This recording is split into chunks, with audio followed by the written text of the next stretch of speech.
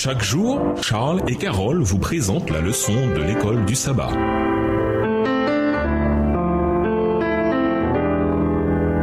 Bienvenue dans votre émission Dieu nous parle. Voilà la leçon de vendredi pour aller plus loin. Lisez Ellen White. Que votre cœur ne se trouble pas dans le livre Jésus-Christ. Et cherchez note additionnelle sur Jean chapitre 1 dans The SDA Bible Commentary, volume 5, les pages 911 à 919. En évaluant qui est Jésus, ses adversaires jugeaient d'après des standards humains, selon la chair, Jean 8, le verset 15. C'est probablement encore pire que de juger selon l'apparence, Jean 7, le verset 24. Ils ont eu recours aux critères de la chair, de l'humanité déchue dans un monde déchu, sans la puissance de conviction de l'esprit, voir Jean 3, les versets 3 à 7. Ils virent sa chair en quelque sorte, mais n'ont jamais envisagé qu'il pouvait être la parole faite chair, Jean 1, le verset 14. Juger Christ en suivant une série de critères aussi limités revient à l'évaluer d'un point de vue mondain, 2 Corinthiens 5, le verset 16. Le consolateur est appelé l'esprit de vérité. Son œuvre consiste à définir et à garder la vérité. Tout d'abord, il habite dans le cœur en tant qu'esprit de vérité et c'est ainsi qu'il devient le consolateur. On trouve consolation et paix dans la vérité, mais il ne peut y avoir de vraie paix, de vraie consolation dans l'erreur. C'est par de fausses théories et de vaines traditions que Satan établit sa domination sur les esprits. En dirigeant les hommes vers de mauvais principes, il déforme le caractère. Par les Écritures, le Saint-Esprit parle à l'intelligence et gove la vérité dans le cœur. Il expose ainsi l'erreur et l'expulse de l'âme. C'est par l'esprit de vérité, agissant à travers la parole de Dieu, que le Christ conquiert son peuple élu. Extrait du livre Jésus-Christ, chapitre 73, les pages 611 et 612, écrit par Ellen G. White. À méditer. La vie éternelle, c'est connaître Dieu. Jean 17, le verset 3. Que signifie connaître Dieu et non simplement connaître certains faits sur lui, c'est-à-dire qu'il est puissant, aimant ou qu'il est un Dieu de justice. Si quelqu'un vous demandait « Est-ce que tu connais Dieu ?» Que diriez-vous? Quelle est la place de Jésus dans votre réponse? Concrètement, qu'est-ce qui est sous-entendu dans les paroles de Jésus? Ta parole est la vérité. Jean 17, verset 17. Jésus a prié « Je ne te prie pas de les ôter du monde, mais de les garder du malin. » Jean 17, le verset 15, dans la version Colombe. Comment nos propres choix influencent-ils la manière dont cette prière peut s'exaucer dans nos vies? Au revoir. Et à demain si Dieu veut.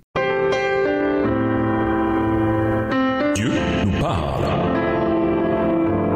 Chaque jour, Charles et Carole vous présentent la leçon de l'école du sabbat.